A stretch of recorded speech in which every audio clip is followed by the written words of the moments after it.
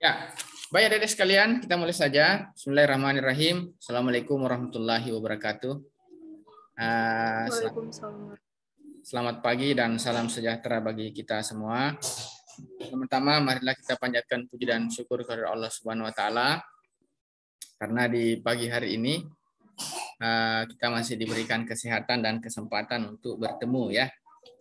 Salawat dan salam kita kirimkan kepada Rasulullah Muhammad sallallahu alaihi wasallam. Jadi teman-teman, selanjutnya saya juga ingin berterima kasih kepada adik-adik ini karena ini sebetulnya bukan perkuliahan ya, bukan kewajiban sebetulnya adik-adik untuk masuk ke kelas ini, tapi karena ada volunteer sukarela untuk bergabung ya, sukarela untuk bergabung dan alhamdulillah adik-adik bisa meluangkan waktu untuk itu paling tidak selama 1 bulan ke depan ya, 1 bulan ke depan. Jadi perlu saya jelaskan lebih di awal ini bahwa sebetulnya kegiatan ini adalah kegiatan saya yang disebut dengan aktualisasi diri.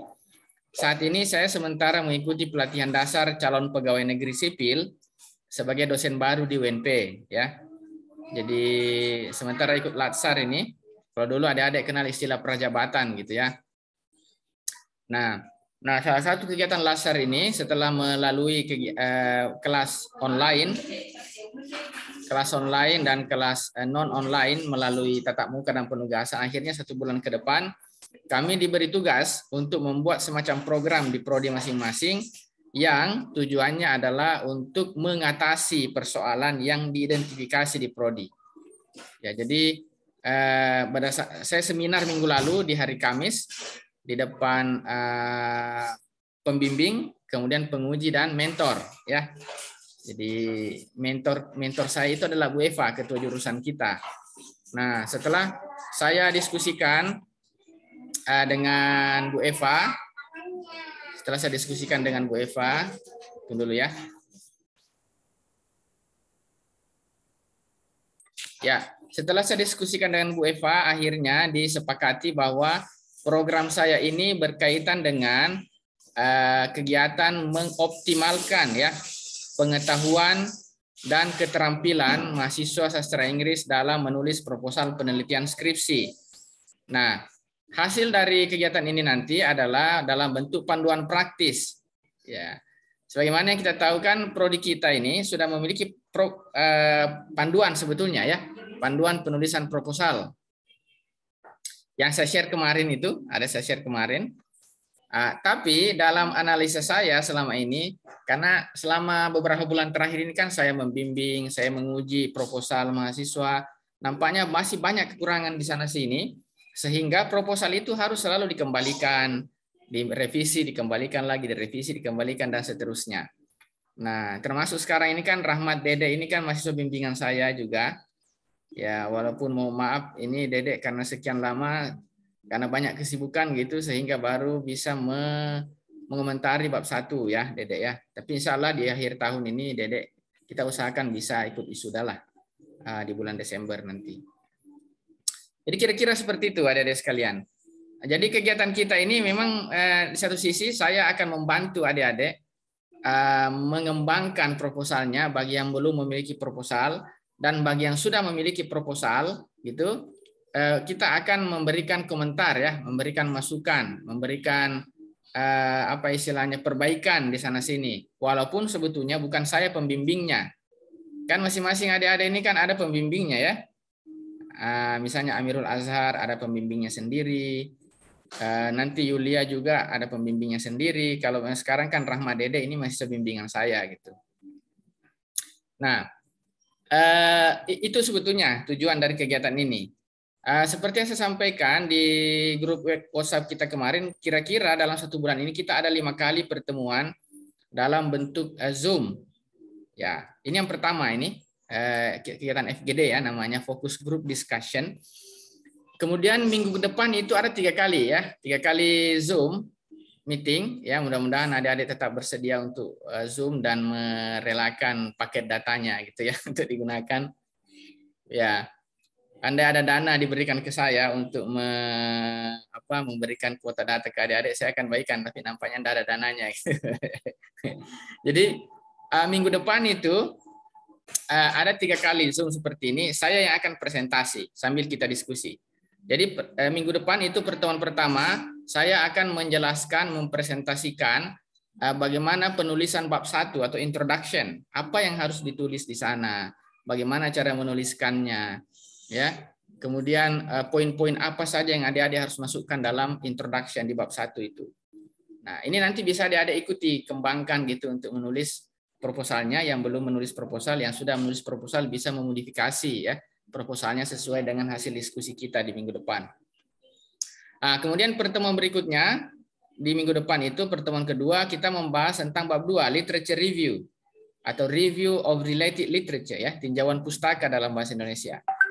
Ya, jadi bagaimana membuat tinjauan pustaka, ya, bagaimana melakukan review, bagaimana menuliskan teori-teori pendukung yang kita gunakan dalam skripsi kita, dan juga bagaimana membuat conceptual framework. Kan ada 3 itu ya. Menurut panduan kita ada 3 bagian dari bab 2. Nah, di pertemuan ketiga minggu depan kita akan membahas tentang research methodology ya, metode penelitian. Jadi bagaimana menjelaskan di sana kepada pembaca metode apa yang akan kita gunakan, kemudian bagaimana cara mengumpulkan data collection, bagaimana menuliskan analisis data, dan seterusnya. Nah, itu akan saya siapkan dalam bentuk PowerPoint presentation. Saya presentasikan ke adik-adik sekalian, kemudian adik-adik bisa menanggapi. Kita lebih kepada interaktif. Nah, itu kegiatan minggu depan, di minggu kedua. Di minggu ketiga, saya meminta adik-adik untuk menulis.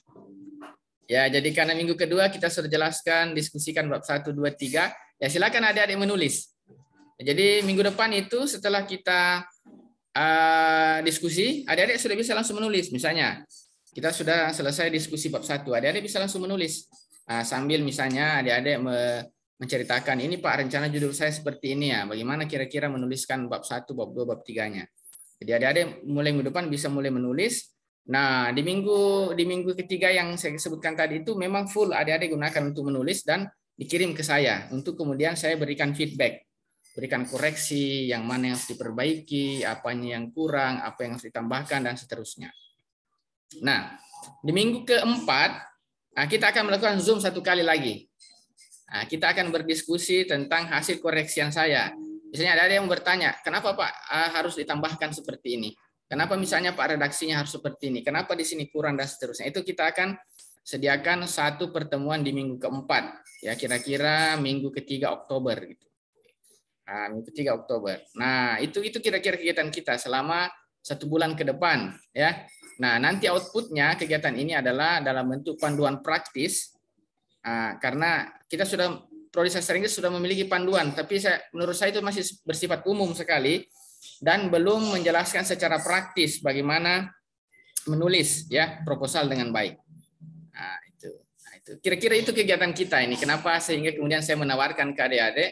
Karena ini kegiatan wajib bagi saya, tapi saya pikir saya bisa mengundang beberapa mahasiswa untuk ikut terlibat, dan tentu saja saya bisa memberikan masukan dan memperbaiki proposalnya supaya bisa lebih siap nanti ya sebelum misalnya Anda melakukan proses pembimbingan yang formal dengan pembimbingnya. Nah, itu. Baik. Ada pertanyaan sampai di sini terlebih dahulu sebelum kita lanjut ke FGD kita? Tidak, Pak. Silakan Rahmat Dede. Ada mau bertanya? Ya, Pak. Jelas ya? Oke. Adik-adik ini bersedia untuk ikut Zoom dalam 5 kali pertemuan selama 1 bulan ke depan? Oke ya, terima kasih ya. Artinya menggunakan paket datanya untuk mengikuti program ini walaupun bukan bagian dari perkuliahan sebetulnya ya. Ya. Yudi, apa kabar Yudi? Alhamdulillah baik, Pak. Alhamdulillah baik Yudi. Yudi juga sudah punya judul ya. Saya tampilkan dulu judul-judul adik-adik sekalian sebelum kita masuk ke FGD ya. Oke. Ya, bisa lihat ya. Ya, jadi ini daftar mahasiswa partisipan ada 10 orang. Jadi kegiatan ini saya sebutkan tadi adalah kegiatan aktualisasi diri Latsar CPNS 2021. Nah, saya angkatan 48 ya, yang diadakan oleh Pusdiklat. Oke, Anissa juga sudah masuk. Diadakan oleh Pusdiklat Kemendikbud ya. Kemudian mentor saya Ibu Eva Desvalini Anwar, ketua jurusan kita. Kemudian pembimbing kami itu coachnya adalah Dr. Andes Suyono MP dari Pusdiklat ya. Oke, judul rancangan saya ini, optimalisasi pengetahuan dan keterampilan mahasiswa sastra Inggris FBS UNP dalam menulis proposal penelitian skripsi. Ya. Jadi ini pesertanya 10 orang ya. Saya perbesar dulu. Oke, jadi ada Yudi Saputra, angkatan 2017. Judulnya adalah An Analysis of Presupposition in the How to Train Your Dragon, the Hidden Word, Movie Script. Nah, ini Yudi menganalisis movie dengan menggunakan salah satu pendekatan dalam pragmatik ya, presupposition. Ya. Ya, Pak. Ya, betul. Kemudian Rizal, nah ini Rizal enggak tahu ini apa sudah masuk atau belum. Juga angkatan 2017, judulnya adalah An Analysis of Swearing Word in Movie, titled Bad Santa. Nah, ini juga. Kemudian yang ketiga, Amirul Azhar, angkatan 2017, The Analysis of Language Style Used by Comedians in Indonesian Stand-up Comedy. Jadi ini language style ya, gaya bahasa ya. Nah, ini jadi nanti menganalisis bagaimana gaya bahasa yang digunakan oleh komedian dalam stand up comedy, tentu saja untuk membuat orang tertawa ya, gaya bahasa apa yang mereka gunakan. Kemudian keempat, ini Rahmat Dede, mahasiswa bimbingan saya, An Analysis of Types of Figurative Language ya. Jadi analisis bahasa figuratif. Ya, kalau boleh kita sebut bahasa figuratif itu kan ada metafora, ada personifikasi, ada ya macam-macam lah ya. Yang objeknya adalah lirik lagu Arctic Monkey yang di judulnya album ya. Kemudian Ika Dewita, Ika sudah ada proposalnya Ika atau ini baru sekedar judul? Baru judul. Oh, baru judul, belum ada bab 1, 2 dan 3 ya. Oke. Ini judul ini sudah saya verifikasi atau belum? Sudah. Sudah ya, oke. Judulnya An Analysis of Verbal Humor Used by Trevor Noah in Stand-up Comedy juga ya. Kemudian Wani Kesuma, An Analysis of Transitivity on Quotes posted by Mr. Amarisol on Instagram. Oh, ini kayaknya beberapa hari yang lalu sempat kita diskusi ya, Wani ya. Mana Wani? Ya Pak. Ya, sempat kita diskusi. Ya, saya belum verifikasi kayaknya. Belum sering ini. Tapi sudah dimodifikasi judulnya. Nanti juga saya bantu untuk memodifikasi judulnya ya. Bagaimana supaya kedengarannya lebih ilmiah gitu. Tempo hari kan judulnya saya tidak terlalu paham Mr. Amerisol itu siapa, kemudian objeknya yang mana, apakah yang diposting di Instagram saja ataukah yang ditulis dalam sebuah buku gitu ya. Nah, nanti kita perbaikilah judulnya. Dan saya akan verifikasi segera. Kemudian Angel Angel tadi. Multimodality analysis of Yodi Joseph's YouTube content ya. Ini multimodality ini masuk dalam kajian discourse analysis ya. Yang mengkaji tentang bagaimana beberapa jenis mode komunikasi, apakah verbal, nonverbal, visual dan sebagainya digunakan untuk menganalisis konten YouTube ya. Kemudian Anna Wafik, The Influence of Language Used by Lady Whistledown in the novel Bridgerton. How to spell this one, Anna? Bridgerton. Yes. Okay. The Duke and I by Julia Quinn. Ini lebih ke kajian kesusastraan ya.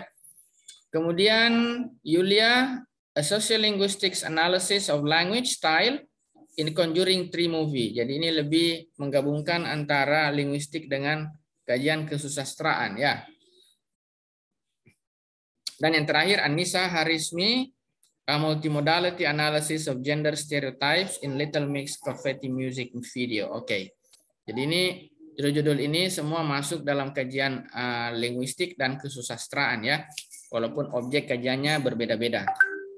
Ada yang di movie, ada yang di lagu, ada yang di karya sastra, walaupun semuanya tetap menggunakan pendekatan linguistik atau pendekatan kesusastraan murni. Ya, oke.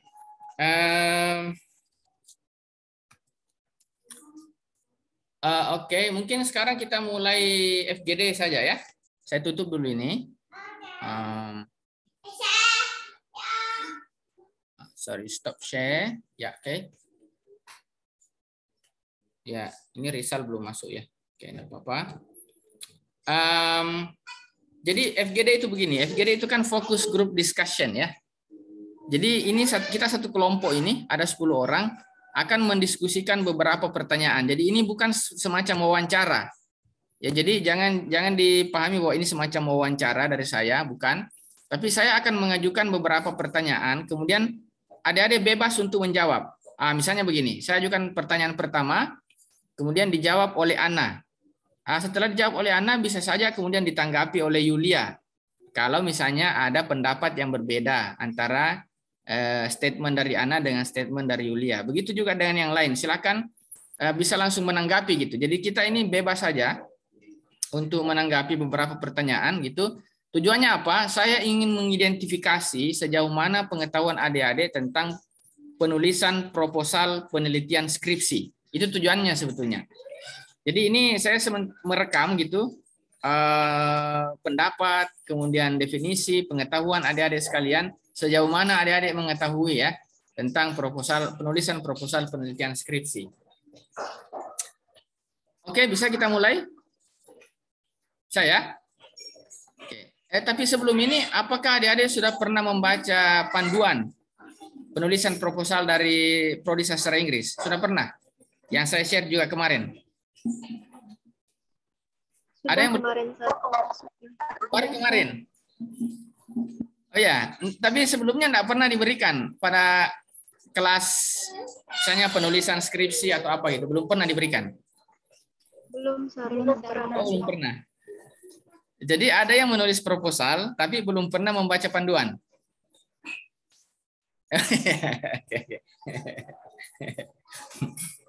Nah, panduan ini nanti akan saya kembangkan dalam bentuk praktis ya, panduan praktis. Jadi acuannya tetap panduan prodi penulisan tugas akhir sastra Inggris yang kemudian saya kembangkan dalam bentuk panduan praktis. Gitu. Jadi acuannya tetap di situ ya. Nah, sekarang saya mau buka pertanyaannya dulu ya. Oke, saya share screen dulu. Oke, atau enggak usah share screen, saya buka aja di sini. Maaf. Close. Nah dia. Oke, dapat daftar. Jadi ada 7 pertanyaan yang akan saya ajukan. Seperti yang saya katakan tadi, silakan adik-adik bebas menanggapi, bebas berkomentar, atau misalnya bebas berbeda pendapat dengan temannya, tidak ada masalah. Ya. Pertanyaan pertama, apa yang adik-adik ketahui tentang penulisan proposal penelitian skripsi? Siapa yang mau jawab? Saya persilakan. Apa yang adik-adik ketahui tentang penulisan proposal penelitian skripsi? Silakan.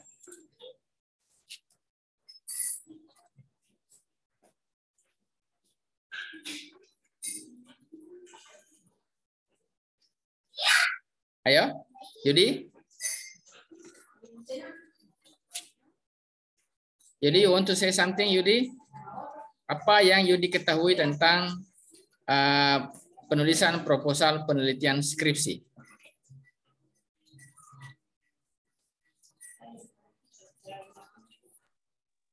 Ya, Pak. Ya, silakan. Masalah proposal mungkin lebih ke pengenalan apa yang akan kita itu, Pak, teliti, Pak. Mungkin terus sampai sana, Pak. Pengenalan ya. Oke, tidak apa-apa. Ada yang lain? Ana?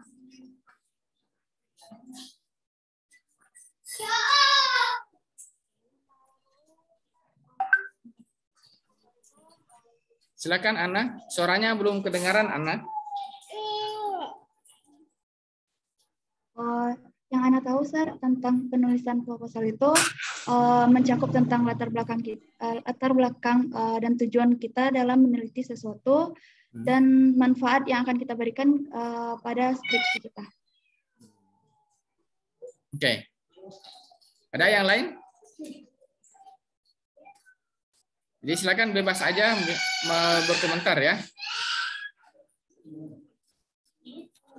Saya persilakan. Ya, apa yang adik-adik pahami tentang penulisan proposal penelitian skripsi? Nah. Apa saja? Anda menjelaskan tentang proposal itu begini ya. Penelitian skripsi itu seperti ini ya, silahkan ya.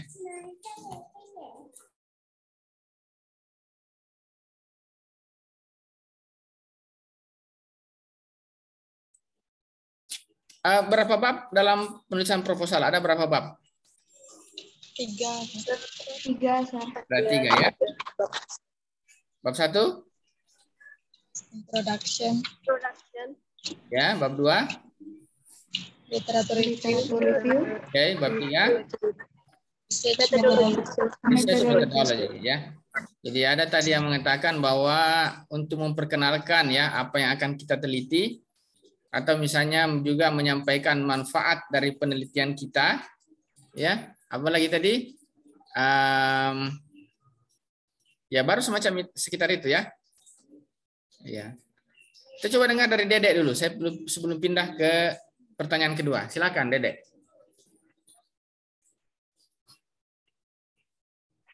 Yang menurut saya, Pak, yang saya tahu tentang penulisan proposal skripsi, Ya. Yaitu mengajukan objek yang akan kita teliti dan mengajukan bagaimana cara kita meneliti objek pada skripsi kita. Ya, itu aja ya. Oke, masih ada yang lain sebelum saya pindah ke pertanyaan kedua?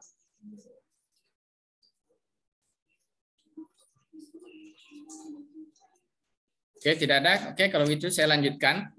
Artinya apa yang disampaikan tadi itu adik-adik sepakat ya. Yang disampaikan oleh Anna, Yudi, dan Dedek ya. Oke, saya pindah ke pertanyaan kedua. Apa tujuan dari penelitian, atau apa sih sebetulnya tujuan dari Anda melakukan suatu penelitian? Ada yang tahu? Silakan.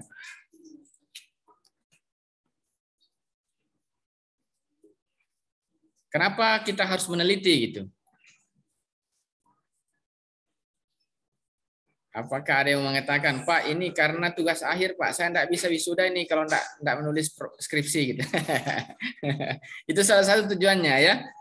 Kira-kira apa tujuan yang lain kalau kita kaji secara ilmiah? Kenapa kita harus meneliti gitu? Untuk menguji kemampuan mahasiswa. Oke, apa lagi? Menambah wawasan. Menambah wawasan, oke. Apa lagi? Untuk membuktikan bahwa yang kita pelajari itu benar, Pak. Membuktikan bahwa yang kita pelajari itu benar ya. Berarti ada kemungkinan yang kita pelajari selama ini salah gitu ya. Bisa jadi, Pak. Bisa jadi ya. Oke, betul ini saya sepakat ini. Ya kan, meneliti itu maksudnya kita harus beranggapan bahwa apa yang pengetahuan yang ada di dunia selama ini tidak ada kebenaran absolut. Tahu ya? Tidak ada betul-betul yang benar 100%. Semua terbatas pada tempat dan waktu tertentu, sehingga kita perlu melakukan pembaharuan melalui penelitian kan gitu ya. Oke, ada yang lain? Menumpahkan ide dan kreativitas kita, Pak, dalam bentuk suatu karya ilmiah. Bentuk suatu karya ilmiah. Oke, betul. Ada yang lain? Sebagai bentuk praktik kita dalam menerapkan ilmu yang kita pelajari. Oke, sudah mulai bermacam-macam jawabannya. Ini sudah bervariasi ya jawabannya ya. Ya, jadi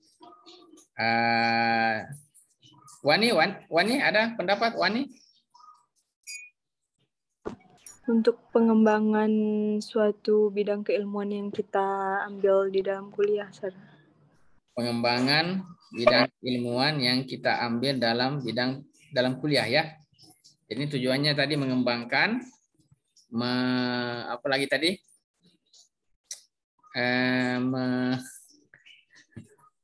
Memperbarui, apa? Memperbarui studi-studi sebelumnya. Memperbaharui studi-studi sebelumnya. Oke. Saya mau eksplorasi sedikit. Sekarang kan ilmu pengetahuan berkembang dengan sangat pesat gitu ya. Katakanlah kita masuk dalam kajian linguistik atau kesusastraan gitu ya, sesuai dengan bidang ilmu kita. Menurut adik-adik sekalian, apa yang ada dibaca selama ini, ada enggak informasi atau pengetahuan yang belum berkembang dari kajian linguistik dan kesusastraan yang selama ini kita pelajari? Ada enggak yang masih perlu dikembangkan di sana? Misalnya begini, saya mau tanya sesuai judul misalnya.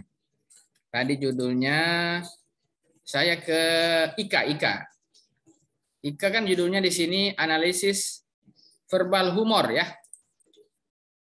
Kira-kira kenapa Ika mau meneliti tentang verbal humor itu? Apakah ada sesuatu yang Anda ingin kembangkan di sana? Kayaknya verbal humor tuh masih jarang diketahui oleh banyak orang. Apa yang penting diketahui oleh orang lain melalui analisis verbal humor tersebut? Nanti di penelitian tuh kan mau bahas tipe-tipe verbal humor yang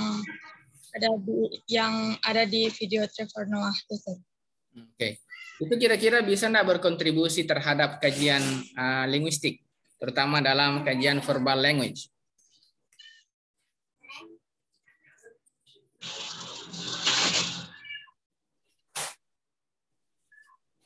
Ada? Bisa, Sir. Gimana? Bisa saja ada Bisa, ya? Sir. Harusnya ada ya? Ya, harusnya ada, betul. Ya, jadi kita harus berpikir bahwa kita melakukan penelitian ini dan hasil penelitian kita itu memiliki kontribusi walaupun cuma sedikit gitu ya. Memiliki kontribusi terhadap perkembangan ilmu pengetahuan atau pendekatan atau teori yang kita gunakan dalam penelitian tersebut. Ya. Karena nanti ada yang disebut dengan gap of the studies. Ya, gap of the studies itu kita berusaha mencari celah itu apa yang berkembang atau informasi apa yang belum berkembang dalam penelitian-penelitian sebelumnya yang kemudian mendorong kita untuk melakukan suatu kajian atau penelitian ya. Oke. Ada lagi yang lain? Apa tujuan dari penelitian?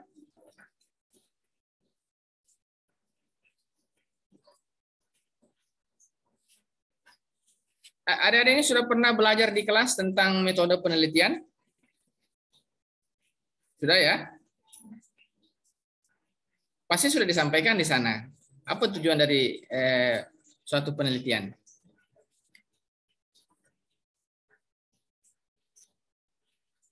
Atau ada yang beranggapan ya sudahlah ini daripada saya tidak selesai ya saya meneliti aja gitu ya. Ya enggak apa-apa, artinya kan ya mau tidak mau kan kita kuliah mau jadi sarjana kan. Salah satu kewajibannya adalah melakukan menulis skripsi. Tapi perlu kita pahami bahwa penelitian itu bukan hanya sekedar menulis skripsi, tapi kita harus berkontribusi terhadap perkembangan ilmu pengetahuan dengan melakukan kajian ya. Kajian, melakukan review dan sebagainya. Ya, oke. Tidak apa-apa. Saya lanjutkan ke pertanyaan ketiga. Ini saya pikir nomor 3. Pertanyaannya adalah sebutkan dan jelaskan setiap bab dalam penulisan proposal penelitian skripsi. Saya kira Anda sudah tahu ini bab 1 apa, bab 2 dan bab 3 apa ya. Saya lanjutkan ke bab 4. Pertanyaan 4. Apa yang dimaksud dengan gap of the studies? Biasa dengar istilah ini? What is gap of the studies?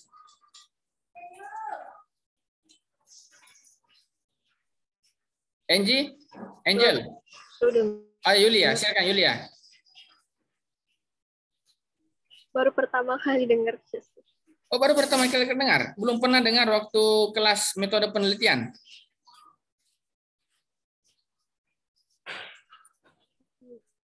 Belum. Belum ya? Nah, ini penting loh ini. Gap dalam penulisan introduction, terutama di background nanti, harus ada gap of the studies. Sebentar saya jelaskan apa dimaksud dengan gap of the study. Karena itulah kemudian yang dicari oleh pembaca. Dan itulah kemudian yang menjadi fokus utama kita kenapa harus melakukan penelitian. Karena adanya gap of the studies. Oke? Atau research gap. Oke. Nah, Yulia tadi menjawab baru pertama kali mendengar istilah ini ya. Tidak apa-apa. Kalau Amirul Azhar, have you listened about this term before? Amirul? Ya, Pak. Bisa dijelaskan apa yang Amirul pahami tentang gap of the studies? Gap ini seperti hal-hal baru yang kita ciptakan tentang penelitian kita, Pak. Hal-hal baru yang kita ciptakan dalam penelitian kita. Bisa misalnya jelaskan kita jauh? sudah judul kita ini sudah ada diteliti sebelumnya oleh saya ini untuk kita harus ada pembaruannya di mananya gitu. Oke. Ada pembaruan. Bagaimana kita tahu bahwa apa yang kita teliti ini betul-betul baru dan belum berkembang pada penelitian sebelumnya? Bagaimana kira-kira?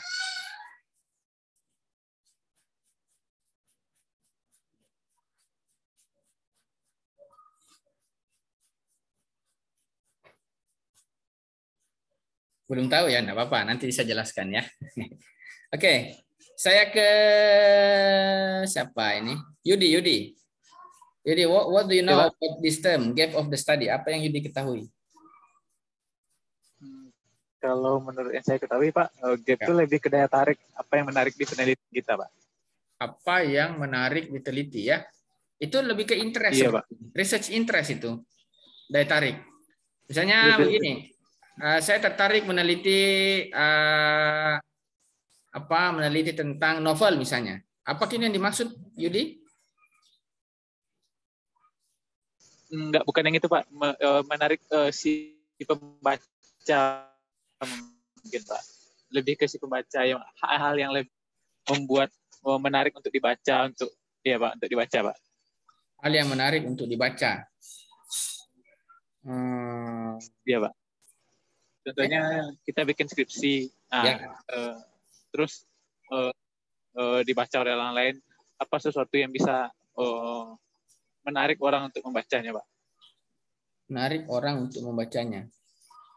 Oke. Bahwa penelitian kita itu, skripsi kita membuat orang tertarik untuk membacanya, ya? Iya, Pak. Oke, tidak apa-apa. Satu lagi dari siapa ya? Angel.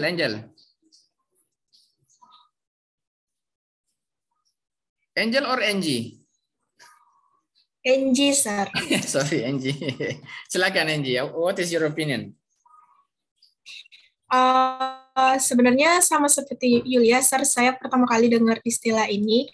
Tapi mungkin gap of study itu menurut saya mungkin seperti yang sudah saya jelaskan tadi sedikit, mungkin celah dari penelitian yang belum ada. Mungkin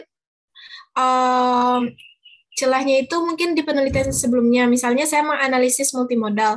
Kalau Pak Hamzah sendiri menyampaikan di kelas sebelumnya, multimodal itu lebih diutamakan penelitiannya pada mata kuliah register genre. Nah, mungkin dari apa yang jurnal ataupun skripsi yang pernah saya temukan, multimodal itu lebih menganalisa ke iklan, baik dalam bentuk poster maupun audiovisual. Nah, mungkin melalui penelitian baru yang kita gunakan, contoh, jika penelitian sebelumnya mengangkat tema mungkin iklan audiovisual yang ada pada tahun itu, mungkin karena perkembangan semua perkembangan teknologi jadi ada, mungkin dengan penelitian berikutnya kita bisa mungkin menambahkan perbedaan antara analisa yang ada sebelumnya dengan analisa yang baru kita lakukan. Oke. Ya, oke. Menarik juga ya apa yang disampaikan oleh Angie berdasarkan informasi yang didapatkan dari Pak Hamzah. Ya, oke. Itu ada benarnya. Ya, jadi salah satu pengertian dari gap adalah meneliti sesuatu atau mengembangkan sesuatu yang belum dikembangkan oleh orang lain, kan begitu ya. Ya, jadi misalnya kalau ada multimodality melalui iklan, ya, multimodality melalui iklan, kemudian belum ada yang mengkaji dari segi misalnya apa, dari segi objeknya berbeda gitu ya. Nah, tapi tidak cukup sampai di situ. Nah, ada hal yang lebih penting lagi kenapa kita harus mencari gap of the study.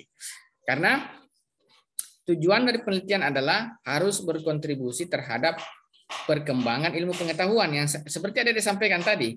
Ada perkembangan, ada pembaharuan dan seterusnya. Yang bagaimana caranya kita membuat pembaharuan dan perkembangan, kan gitu. Ini Zoom saya mau habis. Kita masuk kembali ya. Mungkin sekitar 20 menit lagi gitu. Saya belum tahu ini bagaimana cara mengupgrade ini Zoom-nya supaya bisa premium gitu. Ada yang tahu? Satu akun baru bisa 2 kali premium, Sir. Mana itu? Contohnya bikin akun Google baru, Sir. Jadi akun Google baru itu untuk satu akun baru itu diberi 2 kali premium.